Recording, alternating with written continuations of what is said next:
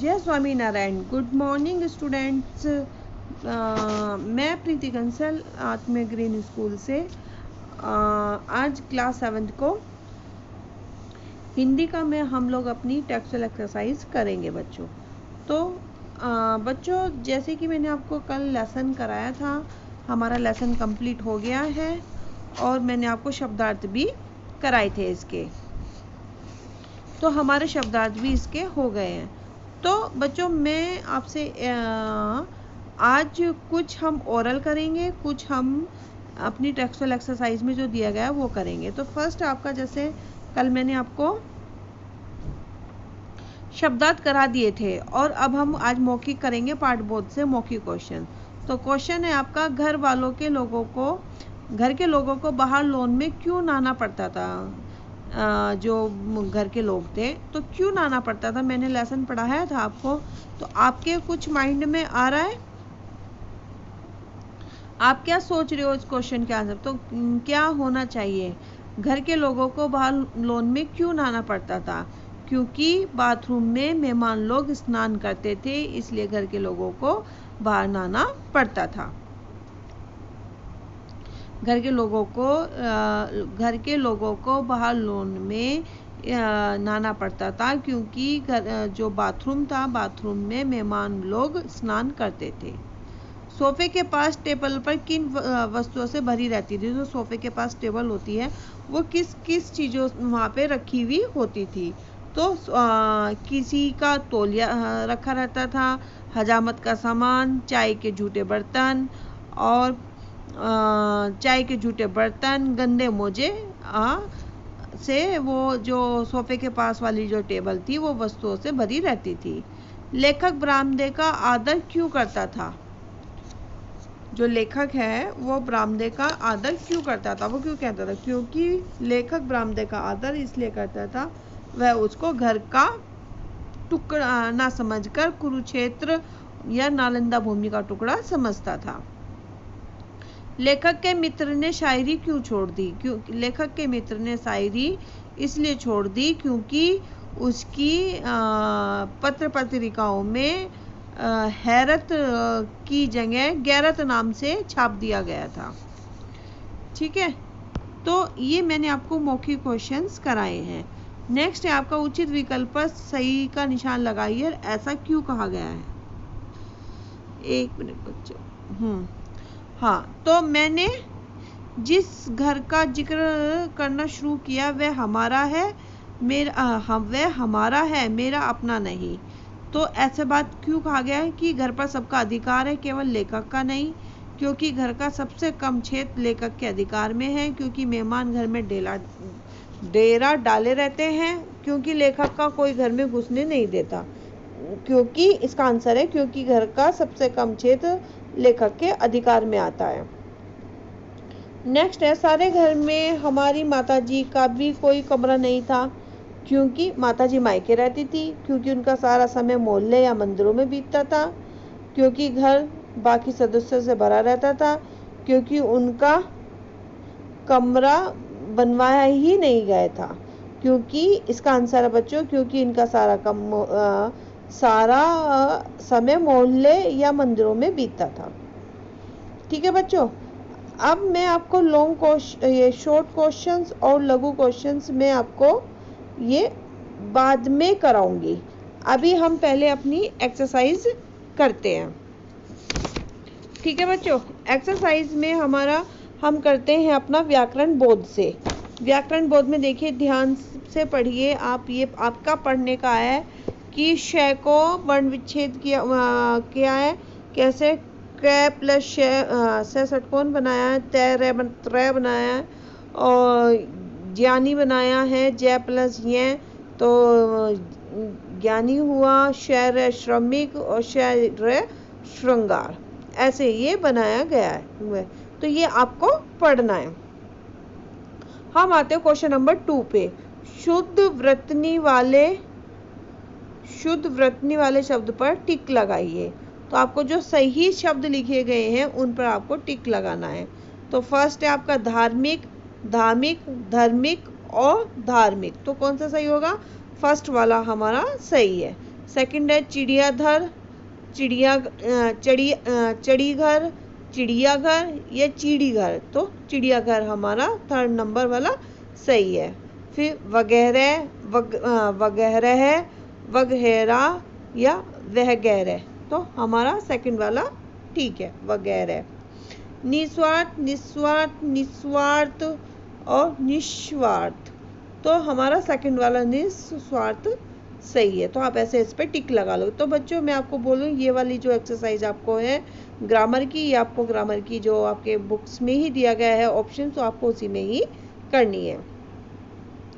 Next है आपका filling the blanks, कि रिक्त स्थानों में रंगीन शब्द का विलोम शब्द लिखिए। जो रंगीन शब्द दिए गए हैं, व्यक्ति का व्यवहार बता देता है कि वह सज्जन है या दुर्जन।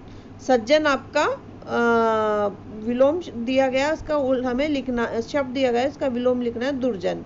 शत्रु को प्रेम से जीता जा सकता है, तो क्या होगा इसका घृणा। गिलास पूरा भरा नहीं है, वह आधा खाली है। बच्चों इसमें आप दुर्जन पे ना आप जब करोगे तो दुर्लभ, दुर्जन पे ना जय पे आप रह लगाना, ये बाय मिस्टेक हो गया है, तो आप जय पर रह लगाना, तो दुर्जन तब बनेगा। अभी तो ये गलत रुद्रजन बन जाएगा, रदुजन है ना, ऐसे नहीं, ये दय वाला जो रह लगा है वो जय पे लगेगा आपका। नेक्स्ट है गिलास पूरा भरा नहीं है, वह तो आधा खाली है। गंदे काम छोड़कर अच्छे काम करोगे तो इज्जत मिलेगी। विद्वानों का अनादर करने से शिक्षित वर्ग में अपना ही आदर कम हो जाता है। तो ये आपको एक्सरसाइज ये इसी में ही आपको अपनी बुक में ही करनी है, ठीक है बच्चों। नेक्स्ट अभी हम चलते हैं, अब मैं नेक्स्ट हम आते हैं अपने नेक्स्ट पेज पे, पेज नंबर 50 पे। ओके, ये थोड़ा सा आपको सही से चमक नहीं रहा होगा, तो आप अपनी बुक में देख लेना बच्चों, बुक 5050 पे, पेज नंबर 5050। ध्यान रखें, यदि शब्द तत्सम है तो उसका विलोम शब्द भी तत्सम ही होगा, और अंग्रेजी का शब्द है तो अंग्रेजी का ही विलोम बनेगा। ओके, ये आपको ध्यान रखना है। प्रत्येक अब मैं आपको बताती हूँ विशेषण, कि विशेषण क्या होता है। प्रत्येक वस्तु की अपनी अपनी विशेषता होती है, हर एक की सबकी अपनी अपनी कुछ ना कुछ विशेषता। आप में भी कुछ विशेषता है, मेरे में भी विशेषता है। जैसे कि आप अच्छी राइटिंग करते हो, तो मैं ये कहती हूँ कि विशाल अच्छी सुंदर राइटिंग कर, विशाल की सुंदर लिखावट है, विशाल की सुंदर लिखावट है। तो लिखावट किसकी सुंदर है? विशाल की ना। तो विशाल की विशेषता बता रहा है कि उसकी लिखावट सुंदर है, ठीक है। ठीक उसी तरह प्रत्येक वस्तु अपनी अपनी विशेषता होती है। यही विशेषता बताने वाला जो विशेषता बता रहा है शब्द, तो उसे क्या कहते हैं? विशेषण कहते हैं। अर्थात जैसे जो शब्द संज्ञा या सर्वनाम की विशेषता बताते हैं उन्हें विशेषण कहते हैं। अब आप देखिए कि जो आपका एग्जाम्पल था कि विशाल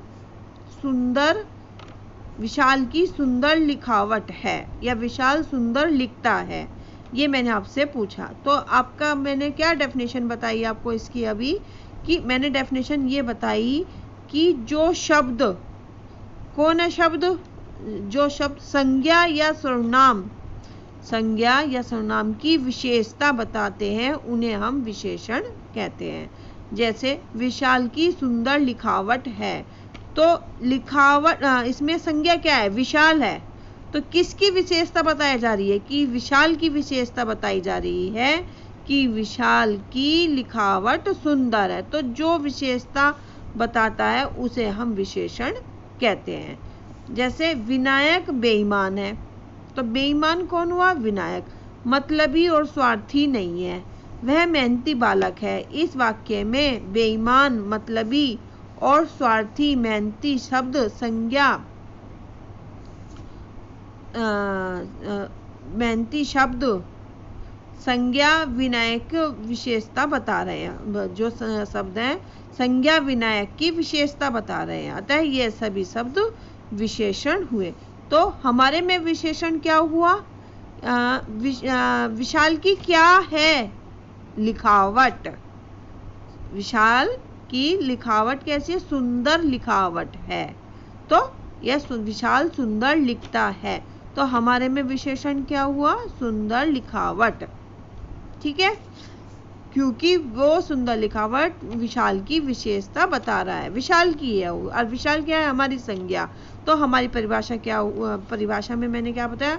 संज्ञा या सर्वनाम की जो विशेषता बताए उसे हम विशेषण कहते हैं। अब मैं आपको विशेषण के प्रकार बताती हूँ। विशेषण के हमारे 4 प्रकार होते हैं। कितने प्रकार होते हैं बच्चों?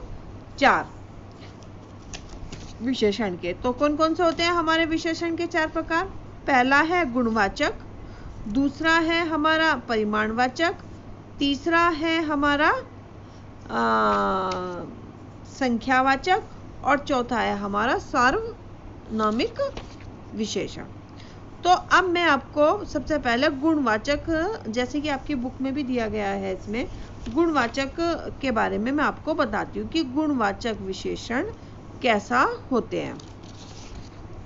गुणवाचक यानी कि जैसे कि आपको इसके नाम से लग रहा है गुण, उसमें गुणों का कुछ मेल होगा, तो वे शब्द, आप इसकी डेफिनेशन सुनना सही से, वे शब्द या वे विशेषण शब्द जो संज्ञा या सर्वनाम के गुण, दोष, भाव, आकार, स्वाद, दशा, अवस्था, होना आदि, स्थान आदि का बोध कराए, उन्हें हम गुणवाचक विशेषण कहते हैं। किन्हें कहते हैं? एक बार मैं फिर रिपीट कर रही हूँ।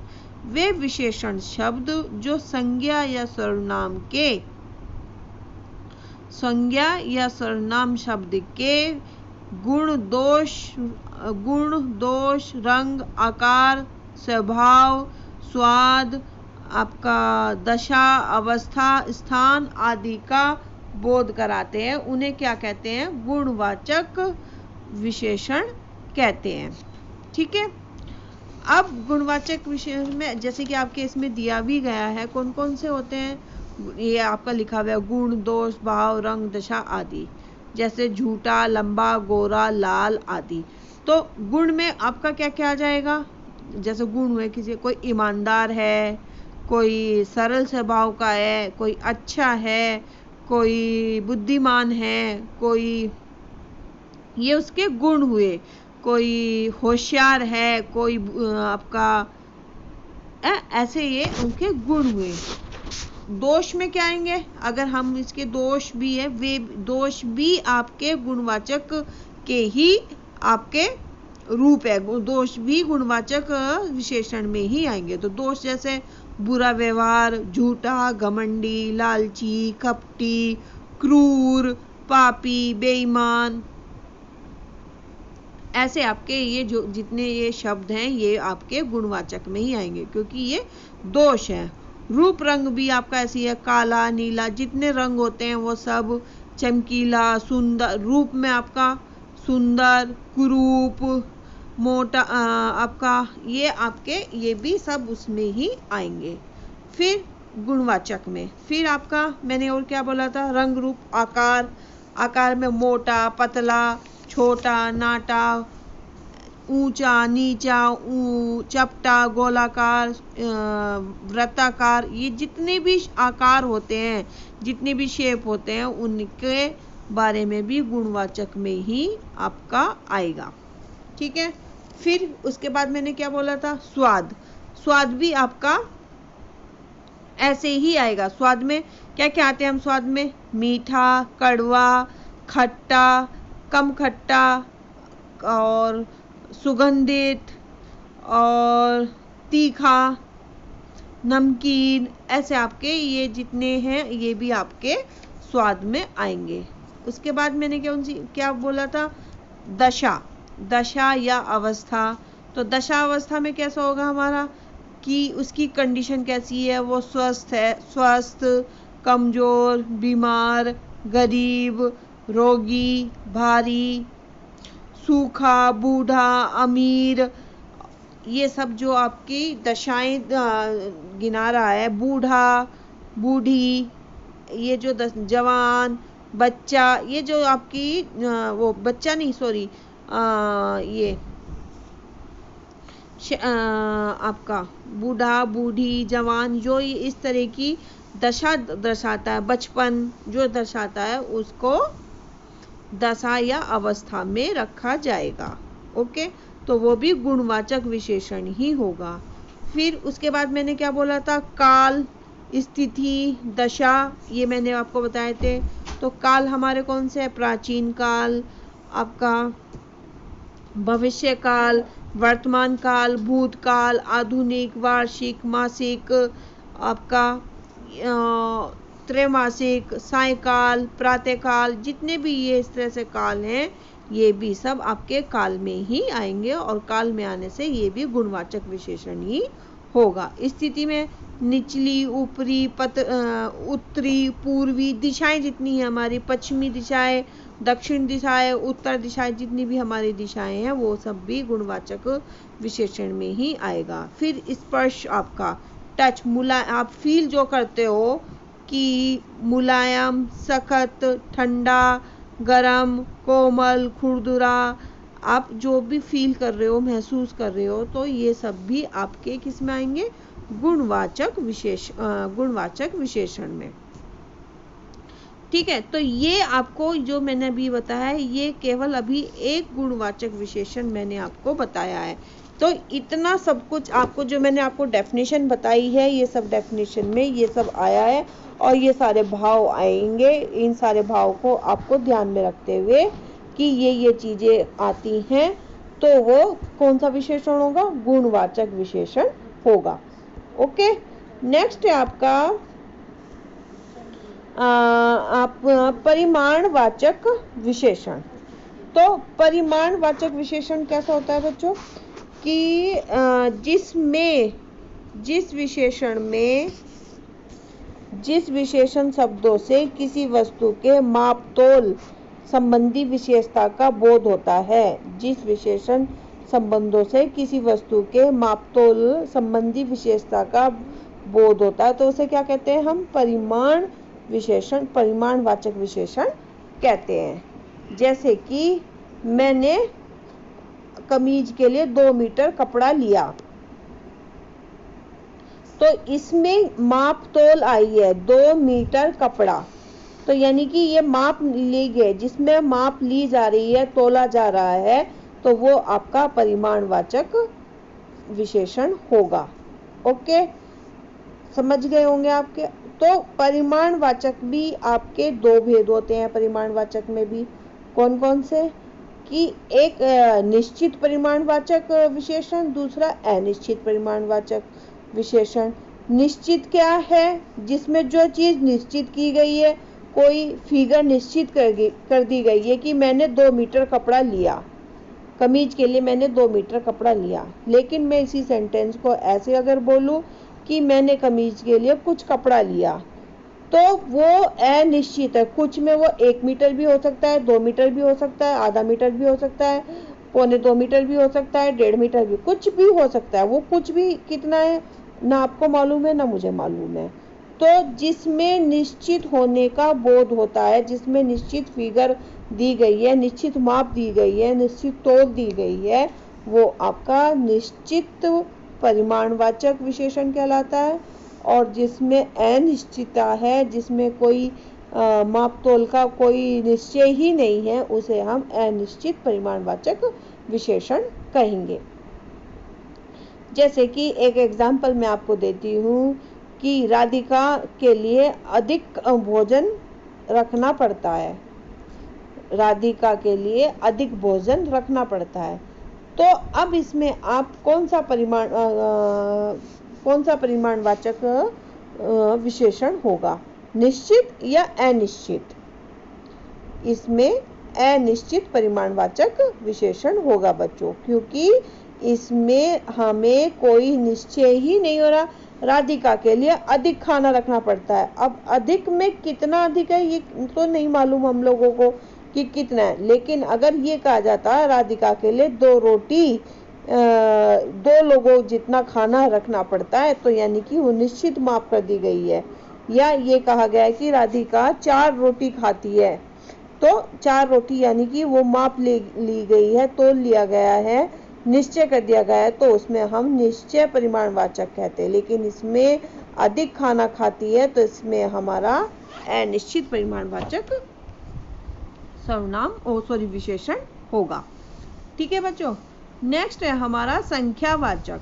तो जैसे कि आपको नाम से ही प्रतीत हो रहा है, संख्या, जिसमें संख्या का बोध होता है, जिसमें संख्या के बारे में पता चलता है, उसे हम क्या कहते हैं? संख्यावाचक कहा जाता है। संख्यावाचक कैसे? आप का एग्जाम्पल मैं बोलती हूँ। हाँ, स्कूल में 10 पंखे लगे हुए हैं। स्कूल में क्लास 7 में 10 पंखे लगे हैं, तो इसमें संख्या दी गई है बच्चों। अगर मैं ये कहती स्कूल में बहुत सारे पंखे लगे हुए हैं, तो ये हमारा परिमाणवाचक होता। लेकिन ये कह रहा है स्कूल में 10 पंखे क्लास 7 में लगे हुए हैं, तो निश्चित मतलब संख्या का इसमें बोध हो रहा है, तो ये संख्यावाचक कहलाता है। अब इसमें भी संख्यावाचक में भी जो विशेषण संज्ञा या सर्वनाम की संख्या का बोध कराते हैं, उसे संख्यावाचक विशेषण कहते हैं। तो संख्यावाचक भी आपके 2 प्रकार के होते हैं। कौन कौन से? निश्चित संख्यावाचक और अनिश्चित संख्यावाचक। निश्चित संख्यावाचक कौन से हैं? कि जिसमें 1 पंखा चल रहा है या 10 पंखे चल रहे हैं, या जिसमें संख्या का बोध हो रहा है, संख्या का बोध कराया जा रहा है, निश्चय किया जा रहा है। लेकिन जिसमें निश्चिंतता नहीं है, अनिश्चितता है, तो उसमें आप अनिश्चित संख्यावाचक होगा। जैसे वह से कुछ लड़के बेहोश हो गए, या कक्षा में बहुत कम छात्र आए हैं, तो ऐसे इसमें आप संख्यावाचक अनिश्चित संख्यावाचक विशेषण होगा। तो बच्चों ये मैंने आपको आज 3 बताए हैं। बाकी का एक मैं आपको हम अपनी नेक्स्ट क्लास में मैं आपको बताऊंगी। अभी मैं खाली आपको इसके पूरा डिटेल नहीं बता पाऊंगी। मैं आपको खाली इसकी डेफिनेशन पढ़ के बताती हूँ। इसकी डेफिनेशन क्या है, डेफिनेशन से मैं समझा देती हूँ आपको कि सार्वनामिक विशेषण क्या होता है। जिन शब्दों का प्रयोग संज्ञा के आगे उनके विशेषण के रूप में किया जाता है, उन्हें सार्वनामिक विशेषण कहते हैं। जिन सर्वनाम शब्द, मैं एक बार फिर रिपीट कर रही हूँ, जिन सर्वनाम शब्दों का जो संज्ञा के आगे उनके विशेषण के रूप में प्रयोग किया जाता है, उन्हें सार्वनामिक विशेषण कहते हैं। और इन्हें संकेतवाचक विशेषण भी कहा जाता है। जैसे कि मैं एक एग्जाम्पल आपसे दे रही हूँ। उन छात्रों से प्रश्न पूछो, तो हमारी संज्ञा क्या है यहाँ पे? छात्र, लेकिन उससे पहले हमारा उन आया, तो उन छात्रों से प्रश्न पूछो। वह विद्यालय मुझे पसंद है, संज्ञा से पहले सर्वनाम आया है, तो यहाँ पे सार्वनामिक विशेषण उसको कहेंगे। ठीक है, तो मैंने ये आपको आज सार्वनामिक विशेषण, जैसे कि आपका एग्जाम्पल भी दिया गया है, यह कलम, इस विद्यार्थी, यह क्लास, जो भी मतलब उस आपकी संज्ञा से पहले सर्वनाम जो आता है, तो वो आपका सार्वनामिक विशेषण होगा। ठीक है, तो ये मैंने आज आपको विशेषण बताए हैं। इसकी एक्सरसाइज में आपको ये हम लोग अपनी नेक्स्ट क्लास में करेंगे, और इसका जो मैं विशेषण का जो हमारा लिखने का कार्य है, वो भी मैं आपको नेक्स्ट क्लास में मैं आपको बताऊंगी। ठीक है बच्चों, और जो मैंने आपको काम दिया है, वो काम आपको केवल शब्दार्थ आपको लिखने हैं अपनी नोटबुक में से। इस बुक में से, अपनी जो टेक्स्ट बुक है, इसमें से आपको अपने शब्दार्थ अपनी नोटबुक में लिखने हैं। और आपके जो मौखिक क्वेश्चंस वगैरह हैं, ये आपको नहीं करने, ये मैं आपको भेजूंगी। और आपका जो व्याकरण बोध का कार्य है वो आपको व्याकरण बोध का अपनी ही इसमें टेक्स्ट बुक में करना है। ठीक है बच्चों, तो ओके चलो बाय, टेक केयर। अच्छा इन एडवांस से आपको हैप्पी जन्माष्टमी। ओके बच्चों, bye, take care, stay home, stay safe.